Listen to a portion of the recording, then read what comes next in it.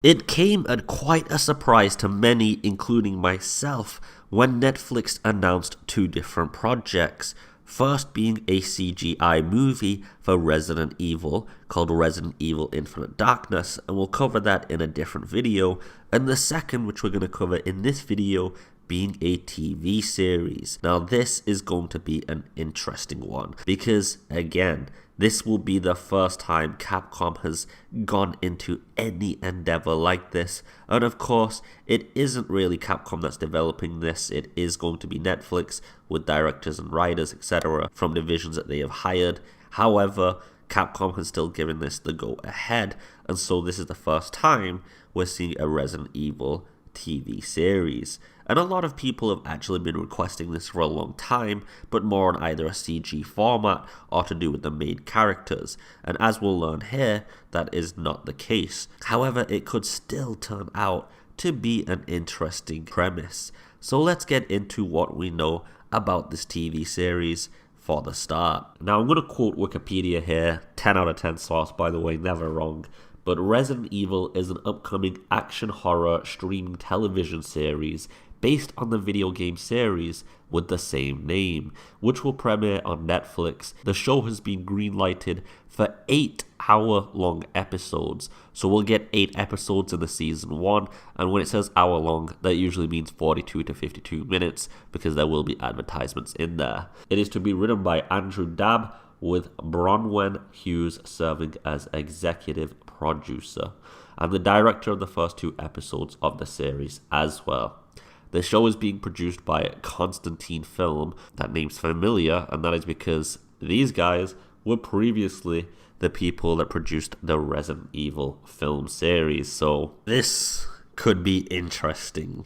Now, when you read the synopsis, it gets even more interesting, and it goes as follows. The story takes place over 2 timelines. So if anyone's watched a show like The Arrow, where you'll see backflashes a lot, it's going to be like that. The first of which involves 14-year-old sisters Jade and Billy Wesker. The name Wesker's familiar, eh? Moving to New Raccoon City, they come to realize that their father may be concealing dark secrets that could destroy the entire world. Well, I think we know who that guy is. He has 2 daughters with the last name Wesker. Who could that be? The second timeline takes place over a decade in the future, where only 15 million humans remain. I want to say that's still a fuck ton of humans, by the way. With over 6 billion animals and people being infected with the T-virus, it follows Jade, now 30, in her efforts to survive in this world. And again, this will be time skipping back and forth between the future and the present, giving us foreshadowing and other hints, and that could actually be a little bit interesting. It's definitely more unique and creative than anything that the movie series did. Also, as you can see, we're only going to follow Jade in the future, which leads us to believe that the other sister either deviated off, is assumed killed, or some other format. With the daughters being Wesker, however, if that is Albert Wesker being the father and then being in Raccoon City, then it looks like they may have retconned and changed the plot a bit, which I'm actually fine with, and that could lead to something interesting either way. And they did mention the T-virus specifically, so I'm wondering if it's just going to be the T-virus or whether we'll see other formats. Who am I kidding? Of course we'll see other viruses later on. But yeah, this is interesting. It's a good start. It's better than the movies. It's got a solid foundation already. And if the director, producer, writers, etc. do not fuck this up, then it should actually turn out to be something interesting. However, I just gotta say, Capcom-based products, other than the CGI movies, have a pretty rocky history. So I'm not going in with the highest expectations, whereas Resident Evil Infinite Darkness, that's got a lot more intrigue from me because it's not only CGI, but it also has our main characters, such as Claire Redfield and Leon Kennedy, and that makes me absolutely happy, of course, and it makes me feel a lot more secure knowing the history of the CGIs is usually closely developed with Capcom, actually, and yeah, that's good.